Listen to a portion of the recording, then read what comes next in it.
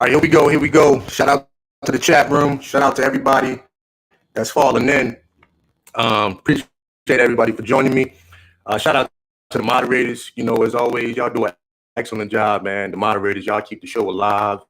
Y'all make my job a lot easier. Like I always say, if I could, I would definitely put y'all on payroll. But anyway, we're going to go ahead and welcome our guests to the show. It's our first time over here at CBoogie Productions and the Dime Game Division. So we're going to welcome MEJGAN to the show. And, hello. Yeah, no doubt. We're going to say a little bit about her. She's actually, she's of Afghani descent. She's from the Middle East, and she has a different perspective on dating, marriage, patriarchy, submission, coming from her culture. So, it's always good to get a different perspective on things. And that's what we're going to do here today, with my special guest, MEJGAN. And let me go ahead and lay out the rules, for my first time, viewers over here. We don't disrespect the guest over here. If you disrespect the guest, you will be bounced out and blocked from my channel. Period. I would never invite anybody on my show and disrespect them. Over here, we have dialogue. Period. You know what I'm saying? Over here, we have the conversation and we actually talk about things. And we like to get to the bottom of things over here. So, if you disrespect the guest, you'll just be bounced out. So anyway, MEJGAN, you can go ahead and introduce yourself. You can tell the viewers in the chat room a little bit about yourself. Well, I'm Afghan, of course. Muslim first, Afghan. For those of you who don't know, Muslim is the religion, Afghan is the ethnicity. It's the part of the world that you're from.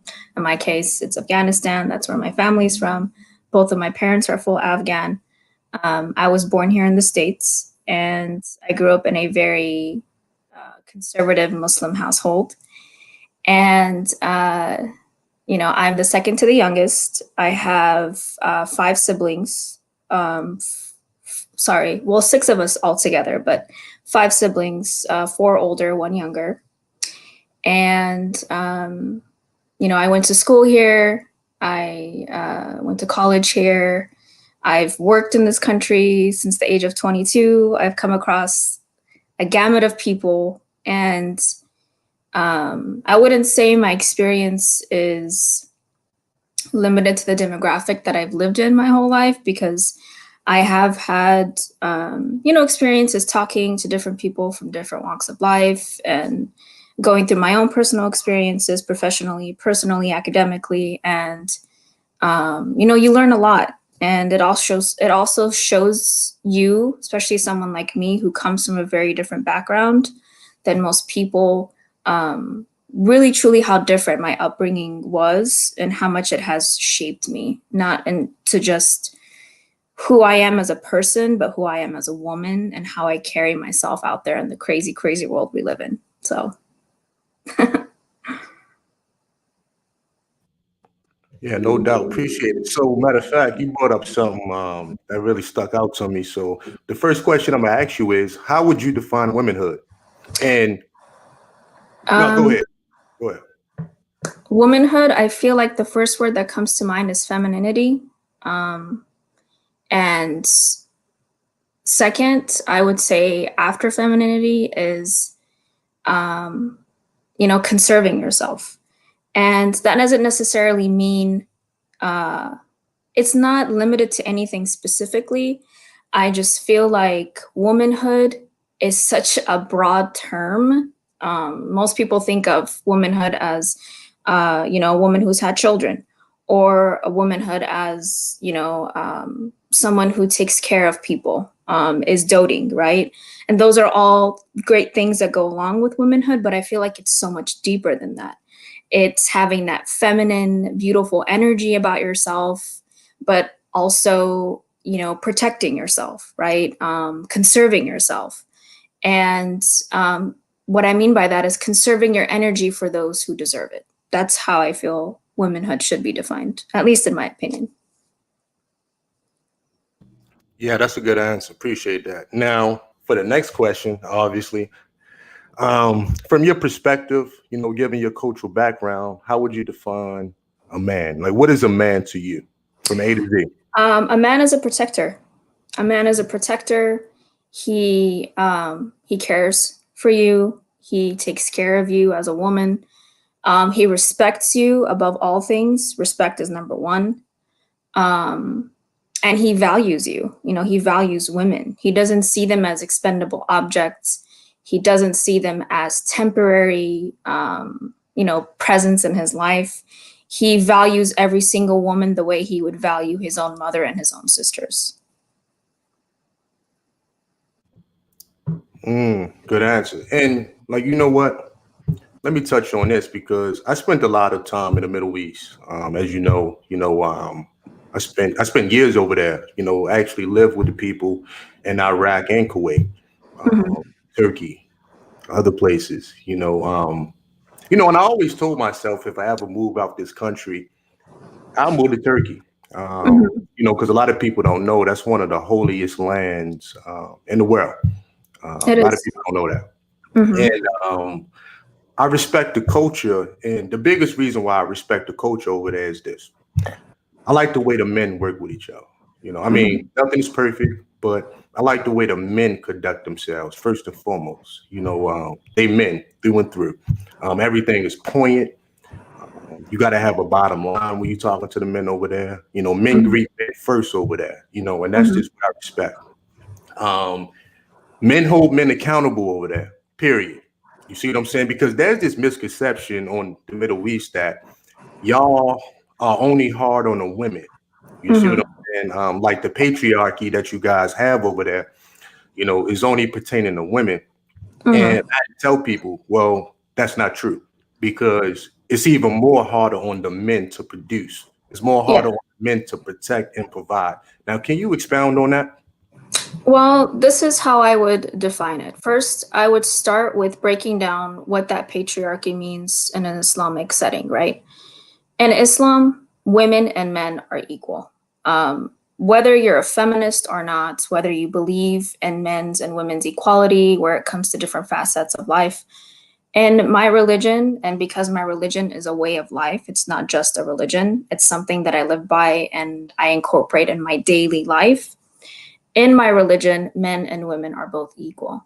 When you say patriarchy, that in and of itself is a cultural construct because a lot of times, whether it's in the Middle East or any other country, a lot of times because men are in positions of power, they are able to sway women in different ways and to have certain kind of authorities over women's lives because they control the assets of that nation, right? That's just what goes along with it. Um, in Islam, and I can't stress this enough, it's about equality. It's about valuing one another for who you are and the nature of what comes along with being a man and the nature of what comes along with being a woman. And in fact, in my religion, women are so highly revered and valued that it's a saying in our religion that heaven lies under your mother's feet. What does that mean?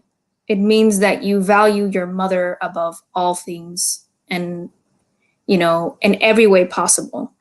And it goes by extension in saying that women are so valuable that if you do not respect them, you will never see heaven and you will not have a good life. Like that's Mm, how deep it goes. And most people don't know that because whether they're Middle Eastern or not, they may not know about their religion. They may not know what the teachings are and how to live by that. So that's how deep it goes, I know we started off with the idea of patriarchy, but it's not that I want to dismantle it. I want to really break it down so that people truly understand what it actually means and how to apply it in a Islamic, not just household, but a nation that claims to be a Muslim country.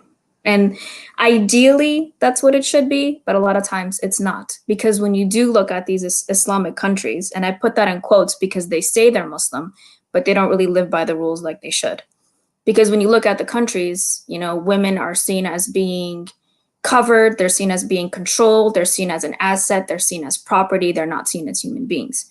Those are cultural constructs, just like America has their cultural constructs. That has nothing to do with their religion. And I don't want to keep belaboring the subject because I know we have more questions to get through, but I guess that's me trying to keep it as brief as possible because every single terminology, every single word used has such a deep-rooted meaning that it really has to be broken down and evaluated for what it is. No, that's all good. No. But it's all good, MEJGAN, because, right now, like, we need to educate the people as well. Yeah. And that's another reason why I wanted to do this live stream, Yeah. so we can, speak on the things that mainstream media doesn't speak on, what I'm saying? So, like I say, I have a different perspective because I spent a lot of time over there and I understand how the men value the woman. I understand how the men protect the woman, protect the children. You see what I'm saying? But a lot of times, once that message trickles down to, I guess, the people over here in the U.S., the only thing people want to talk about in terms of a patriarchy is the sexual subjugation of the women. What I'm saying? Women are supposed to do whatever the man says. And there is something to be said about that, but the men earn that over there. You have to be a man first. And that's why the the second question I asked you was, well, what is a man to you? Coming from your perspective. You see what I'm saying? So, that's very important to me. You dig what I'm saying? Because submission, cooperation, all of that is to be earned. And that takes time. You know what I'm saying? It does. It absolutely does. And that's a relationship you build with the person that you're with. It doesn't just come out of thin air. It's something that you work on and you build. And like you said, a man is supposed to be a man from the beginning. It's not something that you have to teach him how to be or train him how to be, which I feel like is normalized within Western culture. And it's not something that's accepted within my culture.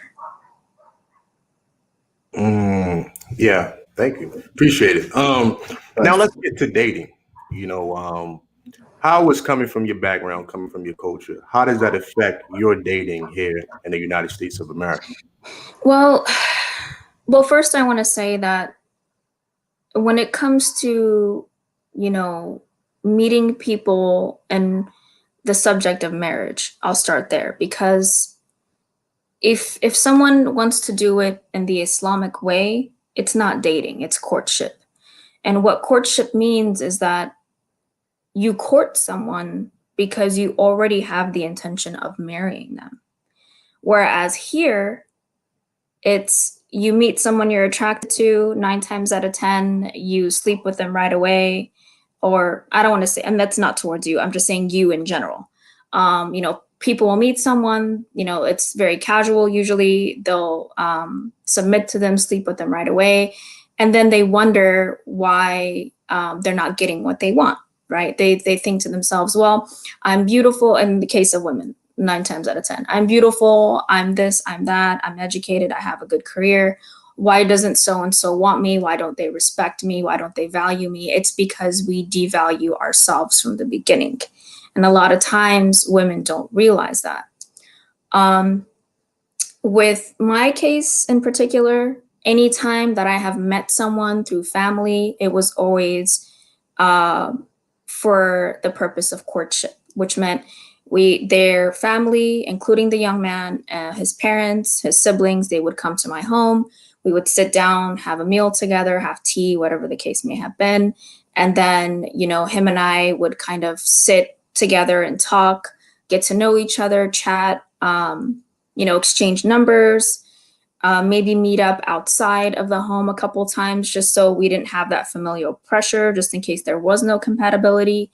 And then seeing where it went from there, and right away for someone like me, if I see that there's no compatibility, it doesn't really take too long for me to know that, okay, this person doesn't really have all the traits and all the characteristics that I'm looking for in a man that I want to spend the rest of my life with. So I never belabor it. I don't lead anyone on. I don't waste anyone's time. And I don't put myself in a position to be around a man who's not my husband. Because, for us, for Muslims, any man who is not your brother, who is not your father, who is not your uncle, someone who is not related to you by blood or marriage is not someone that you are allowed to be around in a kosher way. And what that means is the longer you're around someone who you are not married to, who you have no ties with, you put yourself at risk for, doing things that you shouldn't be doing and being in positions that you should not be in. i.e. women demeaning themselves. And that can very easily happen, So that's why it's set up the way it's set up, so that it not only protects women, it protects men, and it protects their families. And it ensures that both parties are protected and they're safe, and no one is demeaned or in a position where something could very easily happen. So that's been my experience with courtship. I'm still single. I haven't met anyone yet. And, it's going. But, I always tell people that there's our plans and then there's Allah subhanahu wa ta'ala's plans. It all is on his timing and when he wants it to happen for us. We can want something wholeheartedly, but if it's not meant for us, it won't be ours. Yeah, good answer. Well, later on in the live stream, we're going to talk about you turning down that doctor. We're going to get to that story. We're going to get to that story, but, just warming you up, you know what I'm saying? And, then I'm going to put my foot in this thing. But yeah, good answer. And, I agree. The vetting process, see, what I call it is the buildup. I have certain terms for certain things, and I call it the buildup. When you meet somebody, that initial connection that you have, and before you even sleep with them, just, the excitement, sometimes like kind of letting your imagination go, like what could be, just having fun, going out, just hanging.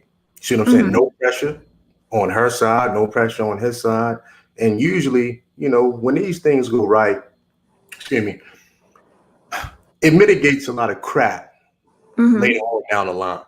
Absolutely. But if you're so quick to jump in the bed and hop in the sack with somebody, and then you find out later, oh, this person, is living a double life. Oh, this person has an incurable STD. Oh, this person, it's crazy. I checked their medicine cabinet. Exactly. Whatever the case is. So, no, real talk. You got to check the medicine. It's real. Cabinet. It happens all the time. Yeah. You did. Like you got to check the medicine cabinets these days. That's true. But yeah. So those are some good answers, and I totally agree. Now, usually, what demographic of men approach you the most? Yeah, we get into it. Growing up, I was approached a lot by Hispanic men, Black men, some white here and there, not too many Asians, but I would say mostly Hispanic and Black. And the reason for that is I live in an area that's predominantly Hispanic and Black. Had I lived somewhere that's more, populated by, Muslims or people of Middle Eastern descent, I'm sure that demographic would have been a little bit different for me. But those are the kind of people that I get approached by the most. Through family, of course, it's always, Afghans, within my community. Friends of family, relatives who are distant, by marriage, they'll have a proposal. They'll say, hey, my son is of marriageable age. Is your daughter ready to get married? How old is she? What does she do? And, it just, families come together and meet up and you see where it goes from there. But yeah, that's the norm for me. That's what I usually get approached by. Hispanic and Black. It's not surprising. Indeed, it does surprise me. And if you was to bring home a man that's not Muslim, let's say for marriage, Yeah. or even just like you say earlier, like the courtship, how would your family take to that? You know, truthfully, and I've always been truthful. I don't. I feel like nothing comes from being dishonest because it doesn't serve anyone. No one learns from it, and people can pick up on BS fairly quickly. Um, with my family, it would be difficult to bring someone home who is not Muslim, who is not of Muslim descent, who's not Afghan. And that's only because, you know, we're so deeply rooted in our culture that bringing someone in from the outside would be very difficult to get them acclimated. But more so than anything, from a parental perspective, which is, you know, where my mom would come from, the main reason for her concern would be, is that person going to value my daughter for who she is? Is that person going to value her culture, her traditions, the beliefs that she was brought up with? And is he going to respect it enough to want his children to be raised the same way? You know, these are all questions that people about. Mm. They don't really address it with their partners before they bring them home. And then the issues start arising, right? Maybe the guy wouldn't want his children to be raised Muslim. That was a question you should have asked in the beginning, but you didn't. Maybe the guy wouldn't want his children to go to a masjid or a mosque. Maybe the guy wouldn't be comfortable with having his kids around his wife's family a lot. Maybe the guy wouldn't be comfortable with his wife telling him, hey, you can't take my kids to church. You know, it's things like that that people don't address and talk about. And that's why my family would be concerned. It's not from a place of like being racist or being prejudiced. It's more of concern for conserving the culture and the religion and the roots, and staying true to them. Um, for me personally, I wouldn't feel comfortable bringing someone home who's not at least Muslim. And I always tell people whenever they ask me, like, how do you feel about, you know, being with someone who's not necessarily Afghan? I'm fine with that. I am not racist by any means. I don't care if he's black, brown, white, Asian, as long as he's Muslim. That's what's important to me. That's what matters more to me than anything. So yeah, my family would have an adjustment period for sure, but truthfully, I wouldn't want to steer from my culture and religion. It's just, I value it too much to abandon it in any way. Because for me, I feel like it's the best way to conduct yourself in this world, in a way where you're, you know, respectful of yourself and others, and leading the best quality life that you can.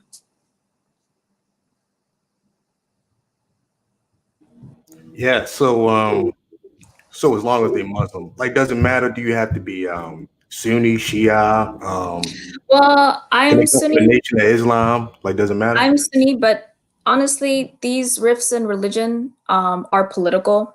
They're not in our religion at all. They're just made up by the people who had problems at the time. They couldn't get along, so the rifts happen in a political way. As long as he's Muslim, that's all I care about. But I do prefer someone who's within my culture, who is Afghan. But hey, I mean, if I met someone who did have all the qualities I was looking for and they weren't necessarily Afghan, that wouldn't be a reason for me not to continue to talk to them. You know, you never know what life is going to bring your way. As long as they're Muslim and preferably Afghan, I'm okay with that.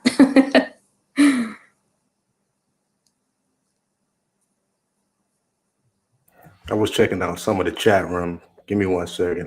Thought I had a Sure. question, but I guess not. Do you know what my name means in Arabic? Rashard? Well, you know, I don't speak Arabic. I speak Okay. Dari. Mhm. But there is an equivalent of your name, which is called Rashad, and it means victorious. Yeah. I found that out, over some time, and I don't want to Mhm. get deep into the spirituality piece of it, which maybe we can do at a later date. But Mhm. when I was spending a lot of time in the Middle East, and You know, I lived with the people over there. That's who I was with, Mhm. day in and day out. I was with the people. I was in the Yeah. villages. I was in the marketplaces. I was in the homes. I was, you know, they was bringing me tea when it was snowing. Mhm. I mean, I forgot the name of that tea, but Jesus Christ, it was so good, and bread and Mhm. fresh fruits and stuff like that. So I learned a lot about myself over there. Mhm.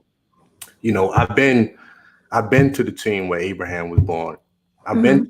the Tigris River, the Euphrates. You know what I'm saying? I've been to Mhm. the Garden of Eden. I've been to these places. So, you know, I've been on a spiritual holy pilgrimage for myself. And Mhm.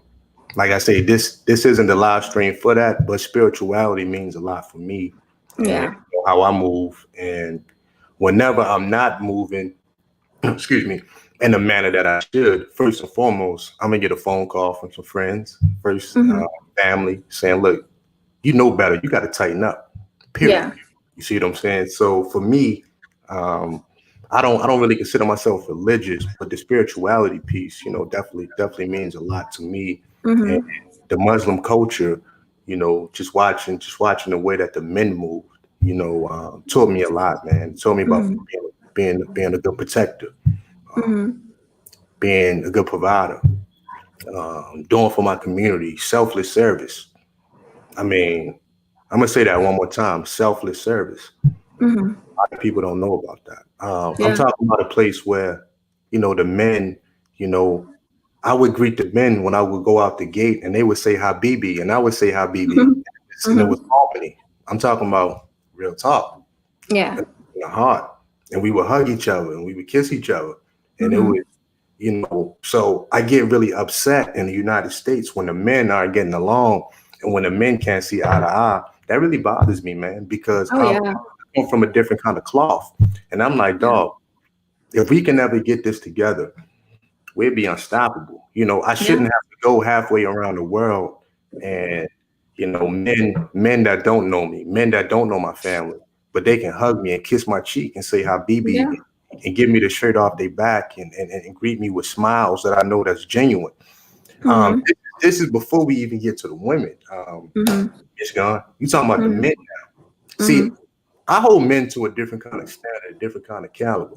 You see what I'm saying? Like, look, Mhm. we should be rolling a certain kind of way. But another story for another day. You know what I mean? Mhm. Because I don't even want to turn this up a notch because I really could right now. But I But seen. see, Oh, go ahead. I'm sorry. sorry to interrupt you. I just wanted to make one point about that. Hmm. I know it may seem like I'm tooting my own culture or my own religion's horn, and I'm really truly not. But that welcome that you got, the love that you received, the genuine feeling that you got of warmth, that is what my religion teaches. That's what it tells people to be welcoming, to be open, to be loving, to be caring to all people, not just your own, not just your neighbors, not just your blood, but everyone. That is what it teaches because it tells them want for yourself, no, want for others what you want for yourself.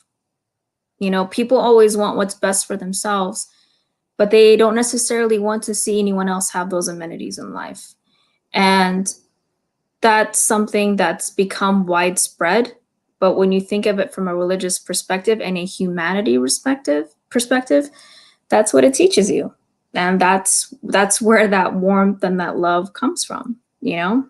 It's that it's something that's been desensitized from people now. And it's something like, you know, put everything else aside, look at just our country.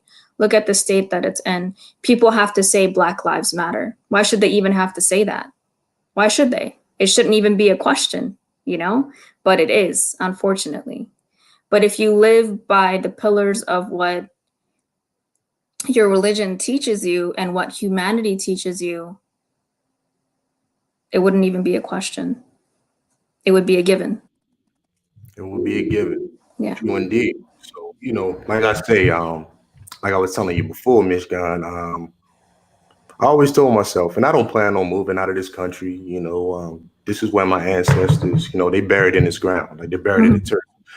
My grandfather, my grandmother, you know, they buried in the soil. But if I was to move anywhere, it would be Turkey, straight up and Mhm. down. Send me over there. All you got to do is give me a rucksack or some boots, and I would be good because they love me over there. I'm serious. Yeah. Like It's a they love beautiful me over country. And then also too, I think it was something about my spirit and my energy that brought gifts to me, that brought people to me, Absolutely. that brought families to me, Yeah, because I believe in that. genuine exchange. You see what I'm saying? And like I say, I learned a lot from the men. It's like, look, you don't BS me, I ain't gonna BS you. You see what I'm Yeah, saying? keep it Because real. here, yeah, no doubt, 1,000. Can we keep it 1,000? Yeah.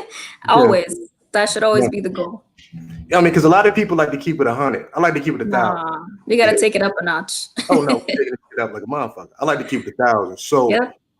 at the end of the day, though, Michigan, like that's just a lot that I learned, and it's so funny because I'm trying to stay on point with the interview and entertain my subscribers, but now I'm sitting here reflecting, and I'm sitting here going back in my mind at my time that I spent in the Middle East, and I know I got to make some phone calls as soon as we're done because. Yeah.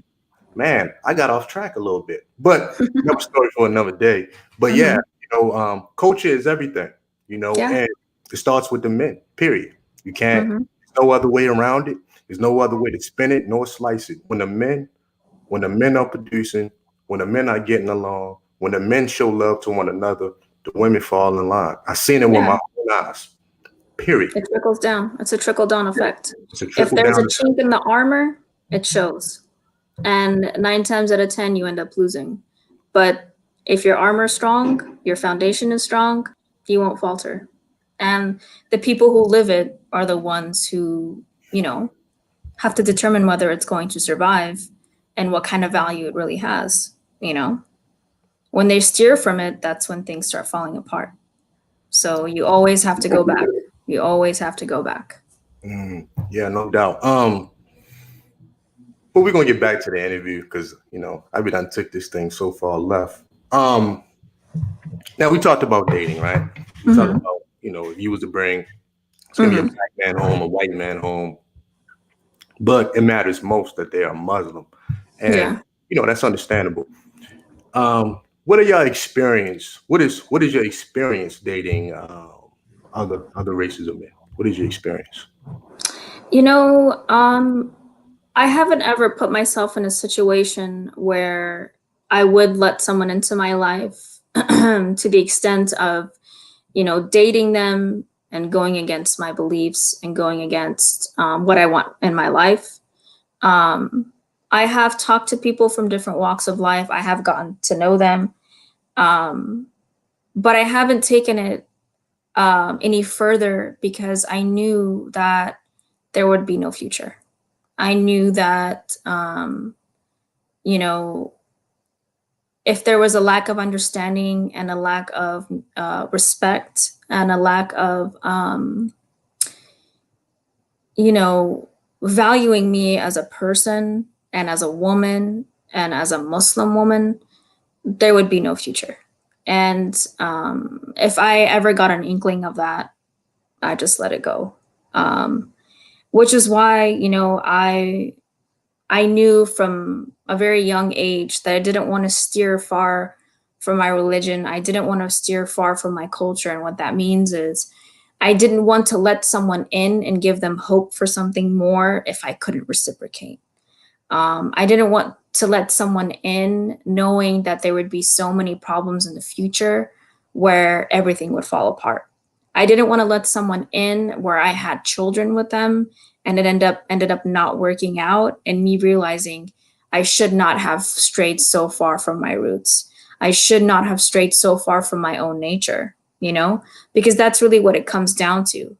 My upbringing has been in such a strict conservative way. My expectations of men are so high that I couldn't settle for anything less. And I've noticed that unfortunately within our society and Western society, a lot of times women have to bring down their standards. And what I mean by that is, I'm not talking about money. It has nothing to do with money, though that is a very important thing in having in a marriage where a man can provide for you.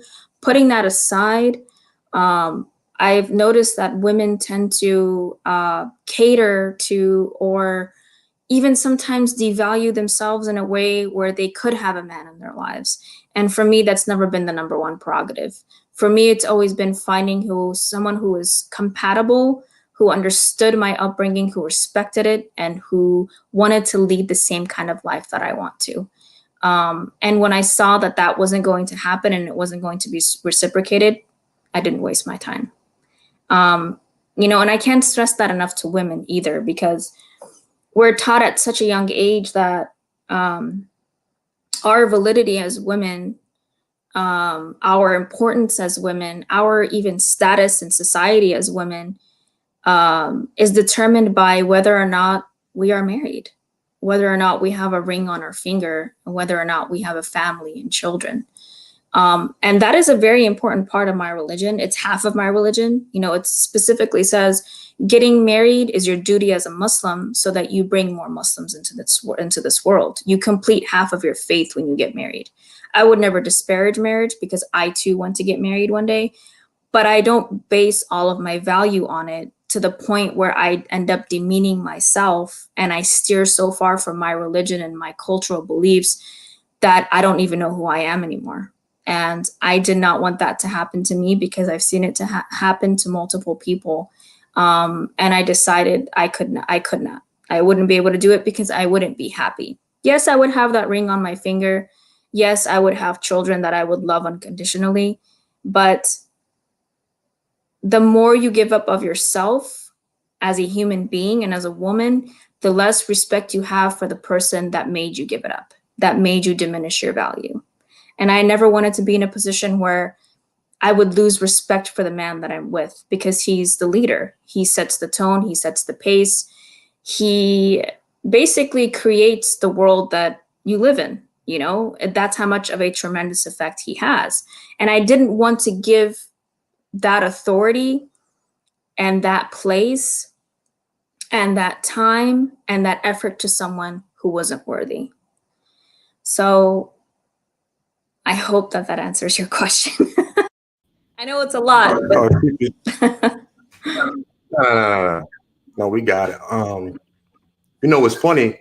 I just actually did a video a couple days ago on my YouTube channel, and oh yeah, thanks for all the super chat, guys. I'll read them off in a second, but I just want to go with the flow of the conversation. But I appreciate all the super chats y'all bringing in, and y'all have the opportunity in a few minutes to ask questions as well. But it's funny because I just did a video on my YouTube channel a couple days ago, and I was talking about the best kind of submission a man can get is if you give the woman space and you allow her to submit. I mean, you can't beat a woman into submission. You can't buy your way into submission, which a lot of guys actually think that they can get, which is egregious and asinine, if you ask me.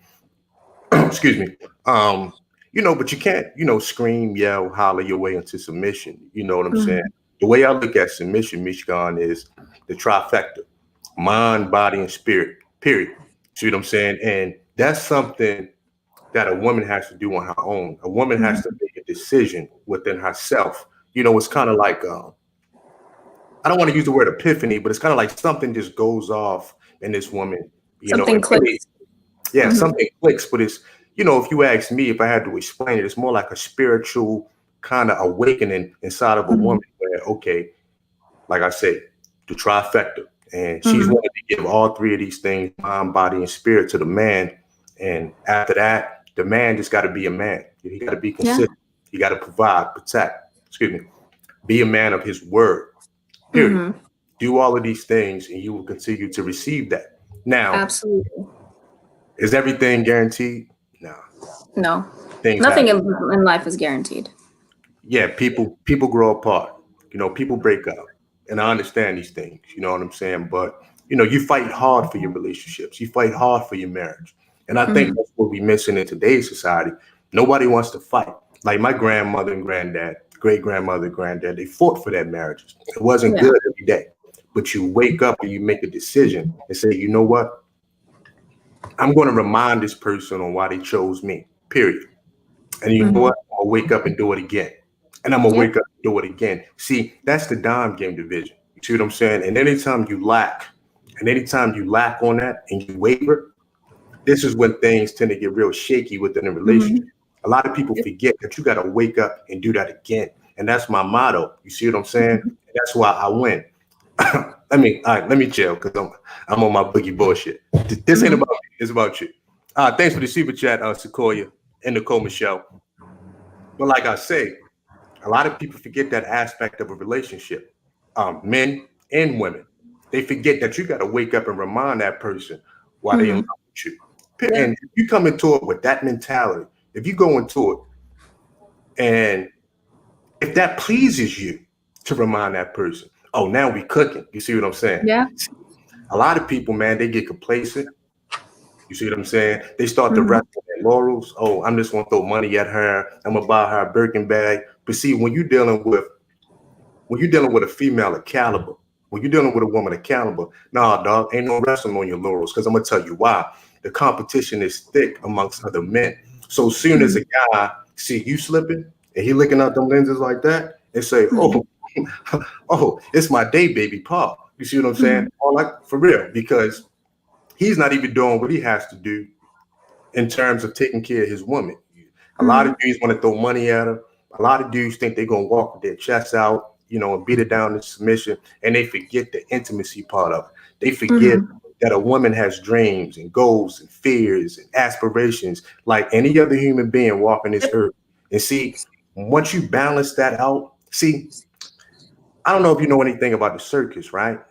But see, in a circus, they got something called the trapeze artist, where they walk on that real thin rope. But see, like when you watch that trapeze artist start out, they kind of shaking a little bit. They're trying to find a balance, and that's how a lot of people start. But once you find a balance with that woman, you're consistent, and you want a routine. Now the trapeze artists, now they back flipping on that thing. They front flipping. They on there doing running man and stuff like that because they found the balance. And that usually happens when you have an organic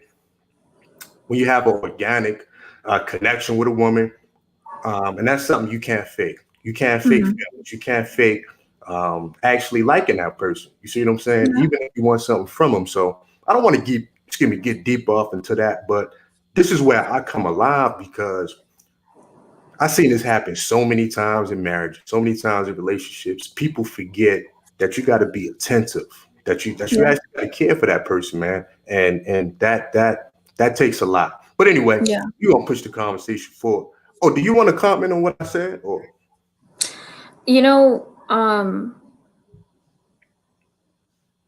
a lot of times, but I can only say that it really depends on your intentions. The problem here lies with people who don't have the right intentions. If a man does not pursue a woman with the intention of marrying her, the foundation is already wrong. It's already off. Now, if you've talked to the person that you want to pursue, they don't want marriage, you don't want marriage, that's a whole different subject. It's a whole different discussion. That's not what you and I are talking about. What you and I are focusing on here is men and women who are marriageable prospects, men and women who are ready and willing to take that next step in their lives. And a lot of times, like I said, if the foundation is shaky, if there is a chink in the armor, if the outlook and the intention is wrong, it is not in the right place, if the hearts and minds and spirits don't align and they're not in the right place for the right reasons, it is going to fall apart. It's meant to fall apart. And I feel like Western society focuses on sexual promiscuity, having fun, drinking, going out, engaging in recreational drugs. That's normalized. And there is nothing, in my opinion, normal about that. Because what you've done and what you've continued to do, because what happens a lot of times when these young people or old people who are in that lifestyle, what do they eventually tell you? I'm done with it. I don't want to do that anymore. Why do you think that you feel that way about it? Because you're not wired to indulge in those things excessively. Your nature as a human being is telling you this is not right. sleeping with multiple people, whether you're a man or a woman. This is not okay. This is not what God put me on this earth for. This is not what I was created to do. Why do I keep engaging in this? Why do I keep putting myself in positions where I'm devalued and demeaned? As a woman, why am I letting multiple people into my physical presence? As a man, why am I allowing attractive women to use me and abuse me in every way, shape, and form just to have their attention, just to have their company? These are all things that Western society pushes onto young people, and that's the lifestyle that they carry into their late 20s, 30s, 40s, sometimes even 50s, and then they look back and they have nothing. You know, they're spiritually drained, they're mentally devoid, their wallets are empty. You know, these things, these worldly pleasures, as I call them, are just that. They're worldly pleasures, but they don't serve you anything in this life. You're only here, your life is literally 2 days. It goes by within a blink of an eye, and you spend more time under the ground than you do walking it. Why waste it doing frivolous things that lead to nothing, that give you no sense of fulfillment in the end? They're just momentary pleasures. And the thing with momentary pleasures is that they're fleeting, they don't last. And because of that, your body and mind becomes addicted to those things that serve you nothing. They do nothing for you. Which is why I say, when the intentions are not in the right place, the heart is not in the right place, the mind is not in the right place, you are always going to be unhappy. And you cannot depend on another human being to bring that happiness back into your life. You have to be content with who you are first before you even venture into anything serious with anyone. And in my case, you know, marriage, looking to get married to someone when your heart and your intentions are not in the right place. It always leads to disaster. It always leads to pain and suffering. And like you said, you know, men think to themselves, you know, I'll throw money at her, I'll throw jewelry at her, I'll go take her to Rodeo Drive and get her all the clothes that she wants and all the bags and all the high-end stuff. And that's great. You should be showering your woman with gifts. You should be taking care of her. But that's not all your relationship needs. The things that your relationship need the most are things that money cannot buy. And those are the things that a lot of men lose sight of, because they think that they can take the easy way out and just keep throwing money at her to get her to submit. But that's not how it works. Like you said, it's a spiritual thing, it's a mental thing, it's a physical thing. When you feel so enthralled by another human being and they recognize your spirit and they respect it and they value it, that's when that falls into line. That's when that submission happens, and it happens naturally. You don't even have to have a discussion of it happening. It just happens.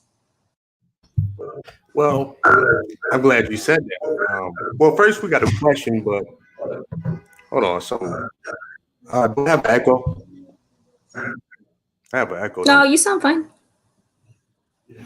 Yeah. So with the submission piece, I totally agree. Look, a lot of people in their lifetime will never reach the crescendo. What you talking about? That organic, natural submission. Um, they're usually going to have to throw money at it, Mhm. and at that, it's only going to be cooperation from a woman for a short amount of time. Mhm. And that's that. And they still will never be fulfilled. You see what I'm saying? So, you know, you got a lot of empty vessels walking around. But we got Exactly. You can't just do it with anyone. It has to be valuable prospects. It can't just be someone you met at a club and you want to take him home and you want to wife him up. That's not how it works. You have to actually get to know the person, know that there's value there, and then take that next step into giving them and showering them with all the gifts that you want to. Because a lot of times, I'm sorry I interrupted you, we really have to clarify that a lot of times, like I said, it's about the intention. A lot of times that intention is not there.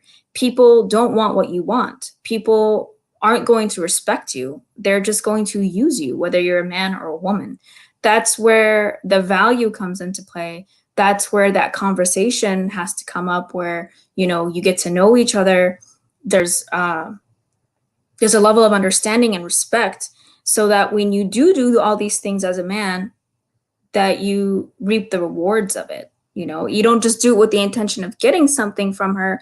You do it with the intention of respecting her, to basically wife her up. You know, and you do it in a certain way. You don't just jump into it, because that never leads to anything good either. You know? Yeah, we got a question for you.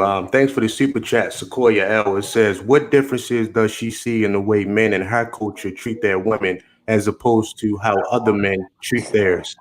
Well, Lovely women, by the way. I'll answer that in the simplest, easiest way I can think of is, men in my culture see women and court women to marry them. Men in Western culture, 9 times out of 10, maybe even 9.5 times out of 10, are dating a woman to maybe see if she could be a conquest, another notch in his belt. That's where the difference comes from. And when you value a woman from jump for being a woman and for pursuing her for the right reasons, the treatment of that woman is totally different. The perspective on that woman is totally different. The expectation from that woman is totally different. It's night and day, honestly. It's night and day. I can't even. It's a world of a difference. It's truthfully, it's women feeling safe. It's women knowing that they're not going to be used and abused and tossed to the side. Because when a man approaches and pursues a woman from a cultural and Islamic perspective, he is pursuing his future wife. And how would a man treat his future wife? You know, that's something you really have to think about, and it's something you really have to dissect. So yeah, that's the biggest difference. Yeah, no doubt. Hey, good answers. Like I say, we keep it at 1,000. You know, we turn it up from 100. We're gonna keep it 1,000. You know, if anybody got questions for MEJGAN, you know, I ask you to super chat your questions. You know, please super chat your questions, and y'all see she don't mind answering questions. Be respectful, of course, or I will bounce you out of my chat room. But we're gonna start to take some questions. Have you ever heard of the term alpha male and beta male? I know you probably heard of that before. Alpha man and beta man, yes. What is a beta male in your definition? In my opinion, a beta male is someone who does not have a domineering quality about them. And what I mean by that is, a lot of times the roles are reversed in dynamics with beta men. So they will have very feminine qualities. They will really not have too much respect for women. They are usually raised in single parent households, usually by their mothers. They haven't really had too much interaction with men of true caliber to teach them how to be men and how to value themselves first, and then value women for being women. Beta men are okay with economically, socially, financially, and spiritually and emotionally draining and depending on women. They have. Say that one more time, please. Say that part one more time.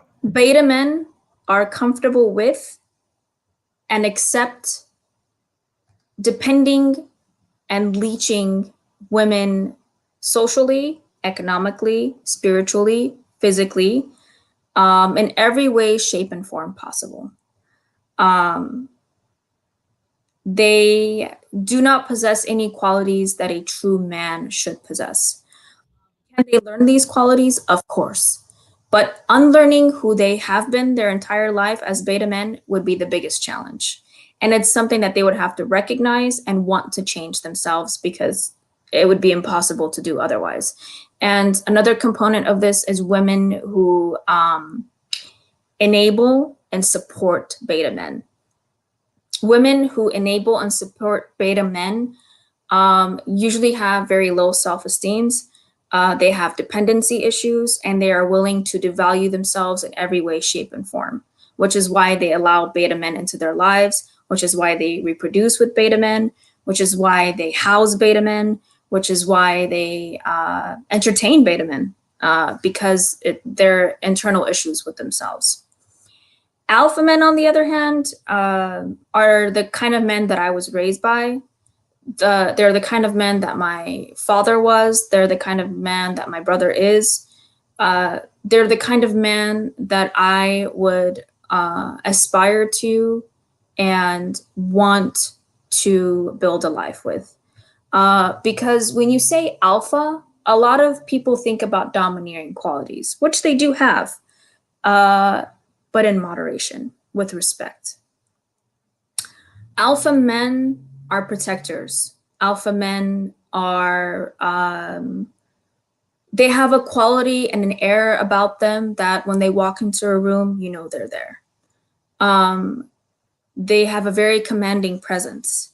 When they speak, people listen because they actually know what they're talking about, and what they have to say is valuable. And what they have to contribute not only to their family construct, but to society is valuable. And the biggest part of that is they support and believe in the equality of women. And because they're such high caliber, high quality, they don't accept anything less from the women in their lives. Well, let me jump in because you cooking right now. I could just fall back because this is a college course within itself. I don't think I've heard alpha and beta broken down the way you breaking it down, and it seemed like 500 people online got different definitions. But you cooking, and you come from a lineage and culture of alpha men, and I can say that because I've been over that. But here's the thing: a lot of people think being an alpha male is, in the psychology world, they call it displaying your superiority. A lot of people think being an alpha male is displaying your superiority. That's not what it is at all. All right, break that down for me. Alpha men don't need to display their superiority because they already know they're superior in nature. But they're also the kind of men that are able to take constructive criticism and accept their faults and know that they're human. They don't have God complexes. A lot of times where alpha men's characteristics are misconstrued and misrepresented is because of that characteristic. It's because people, when they think of alpha men, and sometimes even alpha men may even have that misconstrued in their minds where they think, oh, I'm excuse my language, I'm the shit, no one can touch me. But baby boy, at the end of the day, you're human. You're gonna die one day just like the rest of us. You're gonna go 6 feet under just like the rest of us. It's knowing that you have a gift to give the world, especially the women around you, but also having that humility to know that you're just human. And you are also not perfect. You're imperfect. You're full of faults and errors and sins, just like the rest of us. But you have a lot of great qualities, which is basically comes down to your contributions to the world and your family dynamic. The examples you set for other men, not just your sons and the men in your life, but other men who come around you, other men who gravitate towards you, to learn from you, to grow with you. That is the biggest quality that alpha men have. It's that humility and bringing it back on a human level and understanding men and women from a fundamental place, and knowing that men and women have their own place and respecting them for who they are. That's what it comes down to. Humility. True indeed. I couldn't say it any better. I always like to give people space to be human. Men and women. You know, I never do anybody the privilege of taking them off of their journey, giving them all the answers. I like to see people find it on their own, have epiphanies. You see what I'm saying? But what you say was right on the money. you know, as men, we don't. Well, excuse me, I can't speak for all men, but I don't. I don't try to find my dominance in dominating women when I know I can't be dominant against other men. You see what I'm saying? I don't like when guys do that. You know, men greet men, men compete with men. In the real world, men deal with men. They don't deal with women. They don't compete with women. I don't even understand what that look like. My mind can't even go to those places. See what I'm saying? Period. If I need something in the real world, I have to go see another man. And you got to be qualified to have these things. Yep. And as men, we create hierarchies amongst each other. And that's just, you know, I was, excuse me, that's how it always been from the beginning of time. So I like that. I think we got another question for you, Mishkan. It says, thank you, Sequoia, for the super chat. It says, how does your culture treat the outcasts? For example, the single mothers, criminal, or poor people, do they publicly degrade them? Culturally, there are a lot of taboos. Is it a taboo to be a single mother who is divorced? Yes. Is it a taboo to have a criminal record? Yes. Is the treatment different? Absolutely not. Does that determine your value as a human being? Absolutely not. There are things that people do within our culture that determines who they are as human beings, as individuals. What I mean by that is if they treat someone as less for being poor, for having a criminal record, for being a single mother or a single father, that determines the quality of human being they are. But that's not a cultural construct. And I will say, more importantly, in Islam, you do not treat another human being less than or give them or keep amenities from them because they are not of the same economic background or they didn't have the same amenities or the same privileges that you did. Because in Islam, as I stated before, everyone is equal. You have no right to degrade or publicly shame or make someone feel less than just because they're different from you. There is absolutely no room for that, and there never will be. Yeah, no doubt. I had a question for you. It totally just slipped my mind, but we'll go ahead and proceed. And look, it sounds to me the humility part, because you keep touching on that, the humility part, the spiritual aspects is very important when a man is courting for you. When a man approaches you, like you got to actually feel that coming off of him. So you know, I think you know that's important to know because there's a lot of people up in the chat room like, oh, see Boogie, where you know her from? You don't know who I know. God damn it, you don't know who I know. See what I'm saying? Period. So y'all mind your business. As an Israelite from Israel living in New York, this interview is a breath of fresh air. Black man, return to your roots, and our women will return to theirs. Shalom. I will say, no offense to this gentleman. I wish him the very best. I appreciate his positive comments. But Israel doesn't exist. Palestine is the land that they've inhabited, and it does not belong to them, nor will it ever. So again, I appreciate his kind comments, and I take his compliment to heart, and I appreciate it. But from a political, not even a political perspective, just a humanity perspective, Israel doesn't exist. You don't know who I know, God damn it. You don't know who I know. But I'm not, hey, this your interview, Mishkan. So, Yeah. you know, like, take it. I told you, like, you can take it wherever you want to take it. And I mean that in the most respectful way. I don't mean it like, you know, you don't know what you're talking about or no, absolutely not. I mean that in the most respectful way. Unfortunately, it does not exist. Yeah, no You doubt. did touch you did touch earlier on a situation that I had recently in my life about how I turned down a doctor. Oh yeah. You turn. Hold on. Let me do my boogie thing because I need to entertain too. So I told the story on my channel before about a beautiful young lady that turned down a doctor because you can correct me if I'm wrong because he was too short. And see, first and foremost, a lot of people think on my channel that I make up stories, that I be lying, and it's always funny. But they'll see in due time as I bring many guests on my show that every story was 100% factual. If not, Yeah. it was pretty close to the truth. You know, if I'm talking about somebody else. But the point is, I actually told that story, but I think people that see you, felt your vibe through the interview, they actually know what you look like. Well, now it's in this proper context because they're going to look at you and say, well, you probably get approached by many doctors, right? So Mhm. turning one doctor down is really not going to hurt you. Yeah. But did you turn him down because of everything else we talked about, or did you turn him down because he was too short? Break that down. No, absolutely not. I want to clarify that. The story But he with was this a young short guy. man, But he was a short guy. he's my Okay. And what's your height?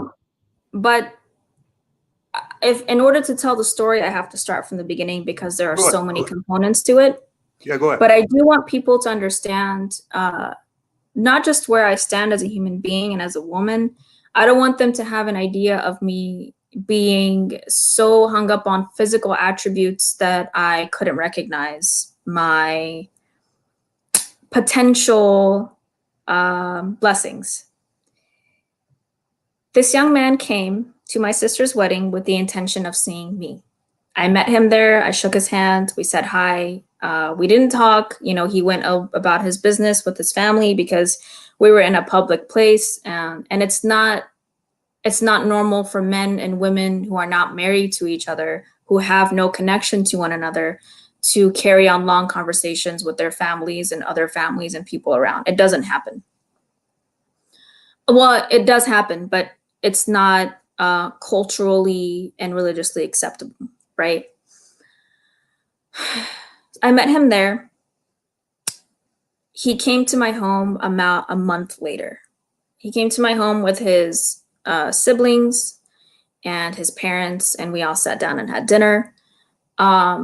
I noticed that I had to carry most of the conversation. There was really no reciprocation. There was no, so what do you do? What do you like? What are you interested in? I want to get to know you. Like, who are you as a person? I didn't get that vibe at all. Basically had to carry the entire conversation. At this point, they were also interested in my younger sister for their younger son, who's also a physician. So we're all talking in a group and we're getting to know each other. We did not exchange numbers that night. They came over a few more times and we ended up exchanging numbers, maybe the third or fourth time. He asked me for my number. I gave it to him. He texted me maybe 2 or 3 days later. He apologized for not texting sooner because he was busy with work, which is understandable. And then I heard from him maybe a week or so later, but there was no consistency. There was no effort. There was no, hey, what do you like to do? Where do you like to go? What are some things you enjoy? Tell me about you. Nothing like that. Several weeks later, it was Super Bowl Sunday. This was back in February of this year. His mom told my mom that he wanted to text me to have coffee.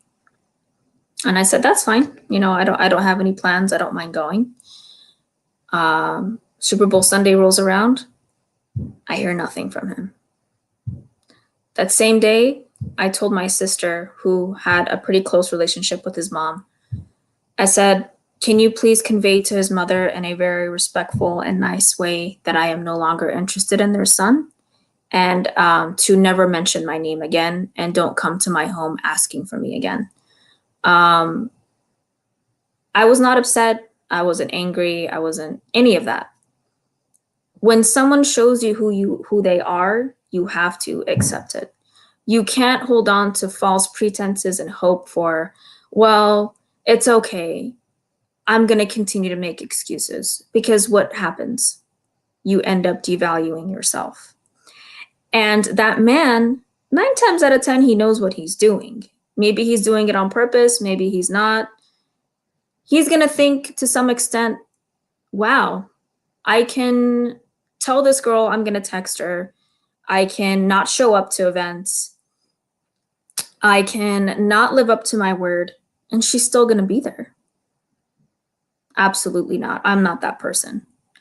Um, I give people multiple opportunities. And by what I mean by that is I give maybe 2 or 3 chances. I'm open and understanding if they communicate with me, and um, I'm willing to be open, and I'm willing to maybe even go against my own like super strict guidelines of how I conduct myself when it comes to courtship. And what that means is I'm not going to be too hard on that person because I don't know who they are. I don't know what they have going on in their life. I don't know what else is going on in the background, right? But when I realized that he was okay with giving his word and saying he was going to do something and turn around and not do it, that was the no all end all for me. Because personally, as a woman, when I give my word to someone, I tell someone, hey, I'm going to be at your place at 3 o'clock. I'll pick you up. We'll go have coffee. Or, hey, this could just be with girlfriends. I'll meet you up at the mall. We'll go shopping. I don't show up. I don't call. What does that say about me as a person? It says I'm not very reliable, but more so, it says that my word has no value. My father would always say, a man's word is his honor. When he breaks his word multiple times, he just know he has no honor. And for me, that is a very, very, very big thing. It's one of the first things that I look for when I'm getting to know a man. So that was when I decided, please tell his mom I'm not interested. And also convey to them, I don't care what their son does. I don't care if he's a doctor. I don't care if he's a janitor. I don't care what kind of money he makes. Whatever title he has in this world is his. Has nothing to do with me, and may God even give him more. But I'm not going to put myself in a position for a man to continuously make me feel like I am at his mercy and he is going to give me time when he feels like he wants to give me time. Absolutely not. I value myself way too much to allow someone that kind of authority in my life when I don't even know them. Like, that's never going to happen. So my sister told them off. They didn't ask for me again. And then maybe a month and a half ago, 2 months ago, he added me on Instagram. He messaged me on Instagram. He texted me. He said, hey, like, can we meet up for lunch? And I said, it's nice to hear from you. I'm glad you're doing well, but why? He was like, well, I feel like things were kind of moving fast, and I've seen things fall apart before, and marriages that haven't worked. People have gotten engaged quickly, fell apart, and I wanted to just take my time with it. And I said, that's all fine. There's nothing wrong with that. I'm right there with you. I don't want to get married yesterday. I want to actually get to know the person I'm going to marry. But the problem that I have is when someone says they're going to do something and they don't do it. The problem that I have is a man thinking it's okay for him to make me feel devalued in any way, shape, or form, because I would never allow that. And you coming to my home through family, there's a certain expectation. You guys have been coming and going for a year now. Nothing has happened, but you've been to my home, my family, what the expectation is when you go the traditional route, but you think it's okay not to show up. You think it's okay not to text. I'm sorry, but I can't really have respect for someone who knows the rules and thinks that they're above it. You can't do that, because what you're telling me is you don't respect me. You don't respect my home, and you don't respect my time. And I specifically said, I told him, I said, your title, whatever you do, that's for you. That does nothing for me. It doesn't serve me in any way. Nor am I considering you because of the worldly title that you have. Because at the end of the day, we're all going to leave this world one day. And the legacy we leave behind is not the worldly titles and degrees and education and money and cars that we have. The legacy we leave behind is who we are fundamentally as human beings. And when I see that you do not recognize that and you don't put emphasis or value on that, I'm not going to waste my time. So you can approach me in the future. Maybe we can talk about getting to know each other at another point. But as of right now, I don't feel comfortable giving you another opportunity and having that risk of being let down because I'm 32 years old. I am not going to waste my time on a man if he doesn't understand my value. Let me jump in here for a second because there's this conversation simmering online about high value men, high value men. And first and foremost, I want to get what you think from your perspective of what a high value man is and how does that play into your life? A high value man would only be grazing the surface if he has his life together financially, has his own home, has his own car, is living comfortably. He's only grazing the surface. That is the minimum. Mm, The maximum, how he mm, would maximize that, is how he treats me, how he values me. It mm, has nothing to do with where he takes me to mm. eat, has nothing to do with what he can buy me, has nothing to do with how much money he can put in my account because, baby boy, I can do all of that for myself. What You I don't am know who I know. Go ahead. what I'm My looking bad. for is a man who values my spirit, my everything, values me as a human being, to know this is going to be the future mother of my children. She is going to bring other human beings in this world, and I want them to be exactly like her. I want a man who understands that, Mm, respects that, and doesn't just think that providing for me financially is enough, because no, that's just the bare minimum. You're doing what so many other men can do. What I'm looking for is what these other men have not been able to do and have not had the caliber to do. That's what I'm looking for. And I'm not willing to settle for anything less. That is a high value okay. man. Okay. I think you hurt some feelings just now, Michigan, but it's cool because they don't know who I know. They don't know who I know. No, I'm dead serious. They don't know who I know. Period. Mhm. But moving on, because that's the answer that many would give to the high value argument. Money, material possessions. That's just things on the surface. But then again, if you're a superficial person, you're going to give superficial things to another human being and think that's Mhm. enough. So I understand that. It is what it is. Look, ladies and gentlemen, we cooking right now. Super chat your questions. We're gonna wind this down in a few. I have a couple more questions of my own, but super chat your questions.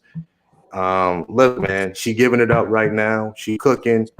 The energy is great. Women, if you got any questions, please ask Michigan. Men, if you got any questions for Michigan, please ask. We're gonna wind this down in a few. But right now, we still gonna cook. Um, so Michigan, this has been a very one of my better interviews that I've had, and I think the energy is great. I love to have great guests on. I love when my chat room is engaged. And we're not just over here, doing buffoonery. Mhm. But I have another question for you.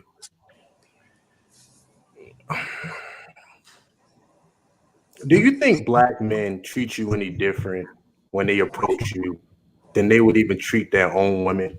Just because, not the fact that you're beautiful and feminine, but just because you're not an African American woman.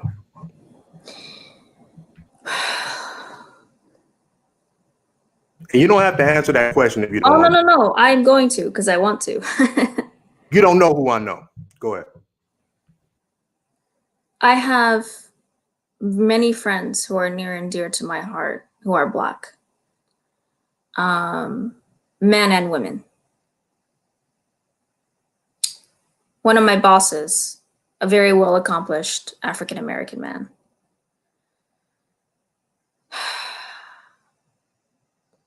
The very sad and unfortunate disparity that I have seen within the African American community is a lack of sincerity and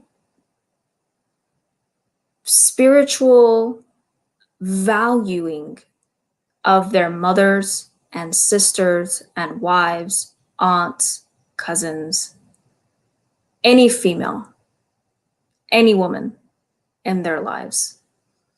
I'm not going to generalize it and say that all African Americans are like this, because I know that's not a fact, but it is a serious issue that is predominant within the African American community.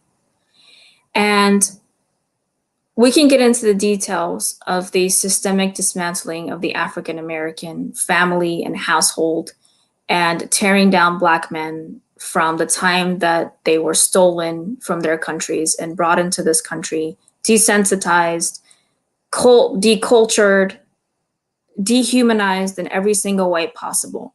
We can get into the nitty-gritty details of that. But what I'm talking about is a fundamental lack of respect and understanding for the Black woman. And I recently read a quote somewhere that said, "The most disrespected human being in America is the Black woman." And you see it all the time. And it breaks my heart because I think to myself, what does humanity teach us? Put religion, put cultural constructs, put even racial constructs aside. What does humanity teach us? Why are Black men so prone to and accepting the disrespect of African American women, their own? You see what I'm saying? Their own. I would never be okay ever with anyone disrespecting any human being, let alone someone from my own culture and my own religion. That perspective and that love and that understanding and that value is severely lacking. And I understand why it happens, but at the same time, it's unacceptable. People can have their opinions. They can have generalizations about Black women and say they're loud, they're rowdy, they're ready to fight you at the drop of a pen. But they've had to live their lives fighting to exist. Why wouldn't they be ready to do that? Why wouldn't they be ready to react in a way that is presumably hostile to you? They've had to fight to live. They've had to fight for the basic amenities that they have in this life. Why wouldn't they be that way? And why you, Black man, why wouldn't you support that? Because you have lived in the trenches and been through the BS that comes with being Black in this nation more than anyone. You should be standing next to them and supporting them. Yet you take any and every opportunity to tear them down. I will never understand it, and I sure as hell will never agree with it from a humanist perspective, from a feminist perspective, but more so than anything from an Islamic perspective, because you and I discussed on multiple points of this discussion the value of women. When I say women, I'm not talking about just Middle Eastern or just Muslim women. I'm talking about any and every single woman that walks this earth and every single little girl that comes into this world. That is what I mean when I talk about women. And I wish I could understand why. Like And it's so enraging And it's so, ooh, like if I could just square up with somebody about this, I would. And But and look, we'll talk offline about a few things, just for a lack of time, for right now. But we'll discuss a few things, some things that have come into my consciousness as a black man, and I'm kind of seeing things a lot different these days. And we'll discuss it. Mhm. But thank you for that honest answer. And I don't even. I might just shut it down after this because I mean I'm a black man, and to hear that, I gotta wear that shit. I gotta wear that shit. Period. Regardless of who I think I am, regardless of whatever. As a man that represent my skin, I gotta wear everything you said, and I ain't gonna run from that shit. Period. But if any questions, man, y'all super chat y'all questions. We're gonna wrap this shit up, man. So any questions, we're gonna wrap it up in a few. And you know, um, you gotta deal with some ugly truths as well. You gotta deal with some ugly truths as men as well. Any questions, super chat your questions, please. I Um, do want to say I have a tendency to digress and to touch on many different points when I answer a question. I'm sure you've noticed. But to answer the initial question you had, yes, I have noticed that there is a difference between how Black men approach me and how they would Black women. And from what I have seen and my experience, 9 times out of 10, they don't even approach Black women. They approach every single ethnicity but their own. And I think that's for a multitude of reasons. I think at the very heart of that is the belief that their Blackness is not beautiful. And what I mean by that is a lot of Black men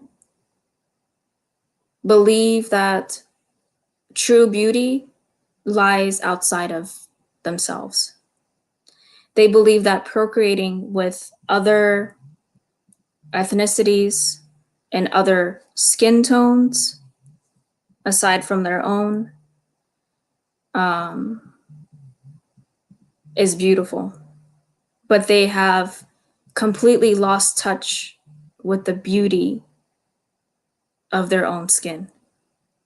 And that's because society has told them that their skin, that their existence, who they are, what they stand for, and the value that they carry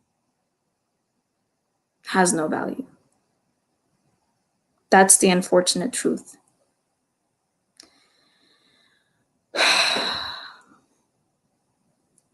But when you look at the world around you, everything we have, music, clothing, jewelry, hair, everything has origins and roots within African American culture. Everything. But they're so ready to let that all go. For what? For what? You are this country. And society and this government and the people at power want you to believe otherwise. But you have to recognize your power. You have to know it. Why be so ready to dismantle your own genetic makeup that is so beautiful? Why not want to carry that? I want to carry my own Middle Eastern roots. I want to carry my Afghan roots. I want to have children who are fully Afghan from both mother and father's side. Why don't you want to have children who are fully Black from mother and father's lineage? Why? I'm not saying that interracial relationships are not okay. Absolutely not. You can't To an extent, you can't really control who you fall in love with, right? But you can control who you approach. You can control who you see as a potential wife or husband. You do have control over that.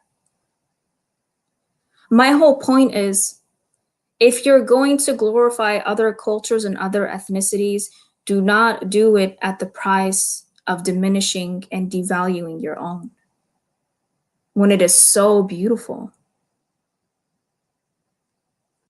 Yeah, I think we all, and I want to thank you for that. I think I definitely needed to hear it. I needed to hear it. I think, for the people that's engaged in my chat and that will watch the replay, you know, we all are suckers for the truth.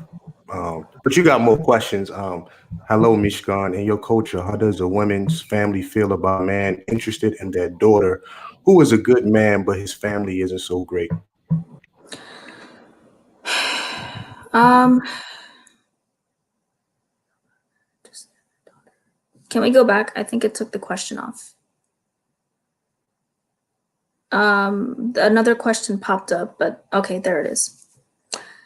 How does a woman's family feel about a man interested in their daughter who is a good man, but his family isn't so great?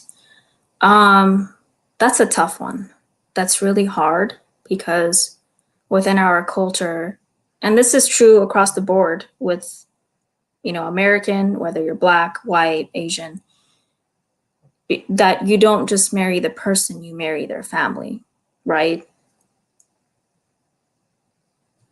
I feel like that is something that the man and the woman have to discuss in detail and understand that getting into each other's families and getting into that nitty-gritty territory of building their lives together is going to have to come with certain responsibilities. And what I mean by that is being respectful, being gracious to people, even if you may not like them. Because at the end of the day, that's that person's family. And having those boundaries and limitations where, if that person opens up to you about their family and says, hey, this is how they treated me, this is what they did, understand that that person is opening up to you about their family, but that does not give you the right or the place to throw, right? To throw that person's familial background and lineage and issues that they have in their face when any kind of disagreement comes up. This is something that happens with couples all the time, and I've seen it. But it needs to stop because a lot of times it leads to marriages ending. It causes so many problems and so much turbulence in your relationship that it can easily lead to relationships and marriages ending. So there has to be a mutual understanding and respect on both sides. You don't have to like, every single person from their family. You don't have to be around them. You don't have to, kiki with them. You don't have to have them in your home all the time, but you do have to respect them. And that's a requirement that should be across the board.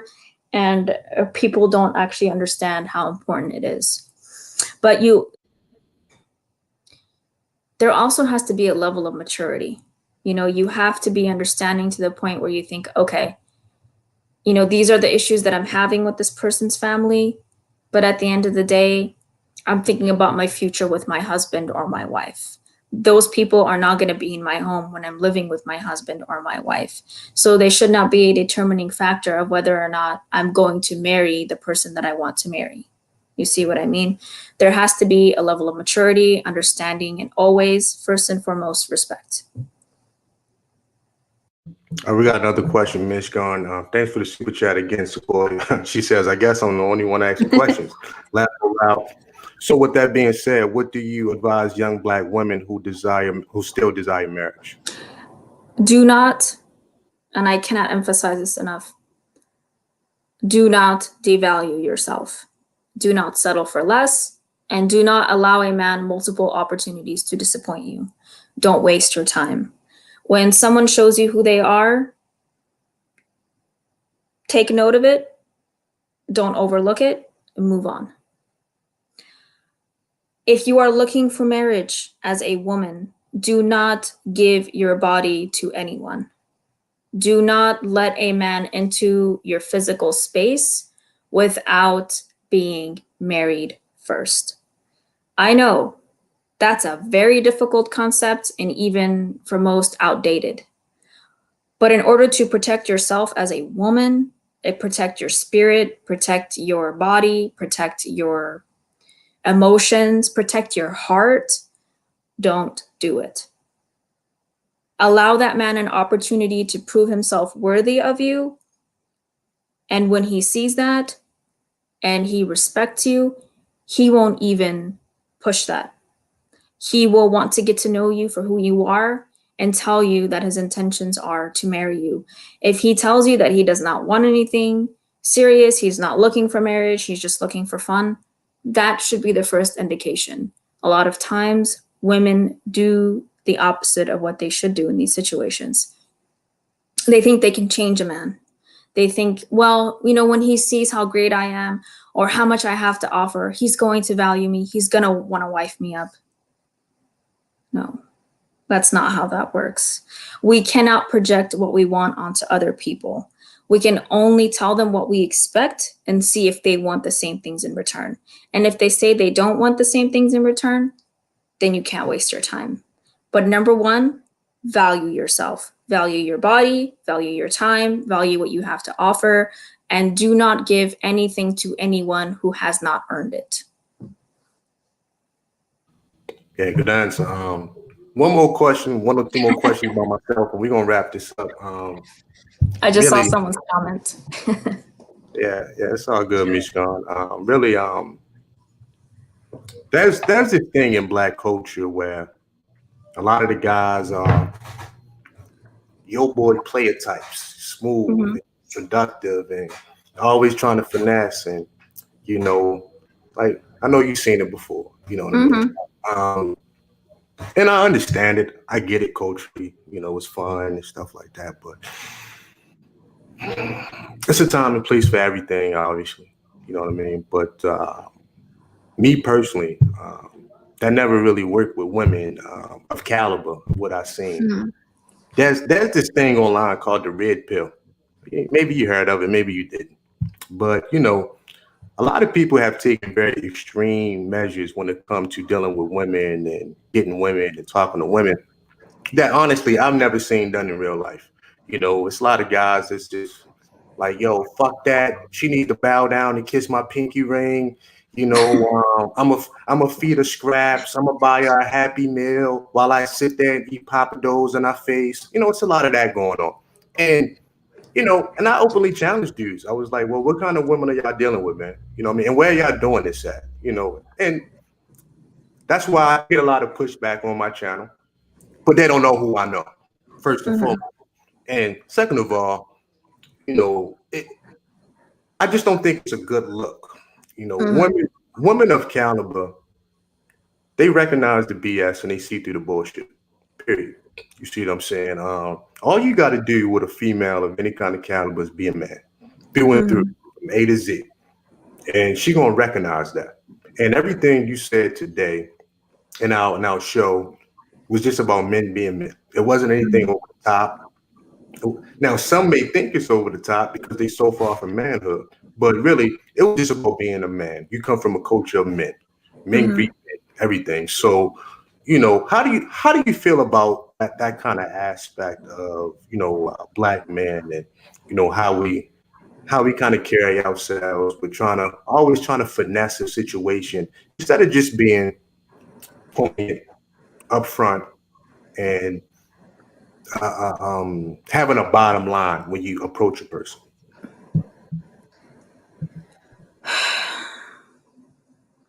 I feel like yes, Black men do have that bravado of being super smooth and knowing how to talk to women, knowing how to sway them in any which way that they can. Essentially, master manipulators, right? But that's true across the board for most men. I don't think that's exclusive to African American men, though African American men are known for it, right? Um, but this all goes back to my initial remark about intentions and genuineness. a lot of times men will lie to women to get what they want. They'll tell a girl, yeah, you're so different. I want to marry you. You're wifey material. You're wifey. And their actions say otherwise. So as women, seeing how men carry themselves in that way, we have to conduct ourselves differently. We have to conduct ourselves better. We have to see through the BS and know, okay, this person is saying all the right things. They're saying everything I want to hear, but their actions are saying otherwise. And it always comes down to actions. One of the things I always tell my friends, anyone I come across when this subject comes up, is anyone can say anything to you. I can sit here and tell you, I could spew the most beautiful poetry. I could speak so eloquently about the things that just resonate with you, because those are the things that, really set your soul on fire. But what am I really doing? I'm manipulating you. I'm manipulating you to get what I want from you, to give you an idea that you are safe with me, that I want to have a future with you, when really my intentions are in the wrong place. But more so than anything, my intentions are evil. They're driven by evil. They're driven by worldly things that have nothing to do with spirituality and how a human being should conduct themselves. So when you detect that, as a woman, as a man, doesn't matter. Your soul, your heart, your mind will tell you this person is full of it. Whether or not you accept that and you remove that person from your life, that's completely up to you. So when someone, as they say, finesses you, no one can ever truly finesse you if you are willing to listen to your intuition and your God-given ability to reason. You know what I mean? No one can have that kind of power and authority over you unless you give it to them. Relinquishing power, relinquishing authority, and basically devaluing yourself as a person. You did that consciously. You decided to do that. So that in and of itself comes with consequences. In a lot of situations, it's pain, it's hurt, it's being used, it's being bamboozled, that all comes with that territory. But it's a decision that you have to make for yourself. Am I going to let this person in my life? Am I going to let them ruin me for the amount of time that I give them? Or am I going to be smart? Am I going to use my mind and my brain, my mind and my heart, and not just go off of heart? Because a lot of times men like that target women who they know are vulnerable, who may be susceptible to their charms. It's the art of seduction 101. It goes deeper than just, what you see on the surface. It's cruel, it's calculated, it's planned. It's everything you do not want in a future partner, whether they're a man or a woman, because what it comes down to is the intentions are in the wrong place. Plain and simple. You have to make that decision for yourself. You have to be stronger. And that's the problem a lot of people have. They're not strong enough to turn down someone that they like so much. Oh my God, he's so hot. Oh my God, he has such a nice body. Oh my God, he drives this kind of car. Oh my God, he spent this kind of money on me. So what does that do for you in the end? You end up getting hurt. And what is he going to do? He's probably going to go sleep with your friend. In fact, he's doing it as we speak. Come on, we have to be better. We have to do better. In order to expect better and want better for yourself, you have to conduct yourself in a better, more, what's the proper word here? You just have to conduct yourself better. You have to be smarter. And you have to know where to invest and where to step back. And you have to listen to your heart, plain and simple. There it is, ladies and gentlemen. I think we have one more question, but I'm gonna be honest. I don't have time to read it. I have to go. I have a early morning flight in the morning, and this live stream actually exceeded the time, but I don't regret a second or a minute of it. And hopefully one day in the future, Michigan, we can bring you on for a part two, and maybe I'll reserve that just for the ladies because I think they enjoyed themselves as well, along with the fellas. And you gave us some things to think about. Everybody, if people don't leave out this live stream, with at least one or two things that you ain't think about this morning, then you might want to check your conscience. But you don't know who I know, ladies and gentlemen. You don't know who I know. But look, thank you for your honesty, Miss Gunn. You know what I'm saying? From my panel, from the Dom Game Division, from C Boogie, from Rashad. Thank you. He was very gracious, and I'm gonna give it up to you. And for the chat room, show Mishkan some love, and we're gonna get up out of here because, like I say, I got an early morning flight. But this was one of the best interviews I ever had, and I call it mirror talk on my channel. So when I leave here, I got to go stand in front of the mirror and deal with myself. But I don't mind doing that. So if you want to give some last parting words, and we're gonna get up out of here. Yeah. Thank you so much for this opportunity. I've never actually done anything like this before. This is a first for me. So I apologize if I digressed a lot of times because I have a tendency to do that. But I tried to stay as on point and on topic as I possibly could. But I want to thank you for the opportunity. I really appreciate it. It meant a lot to me. And I appreciate, your audience for being open and receptive to it. And I appreciate you for respecting it and understanding it. It means a great deal to me. So thank you so much for your time. I appreciate it. Hey, one more time, Commissioner. Thank you. Salute. Thank you so much.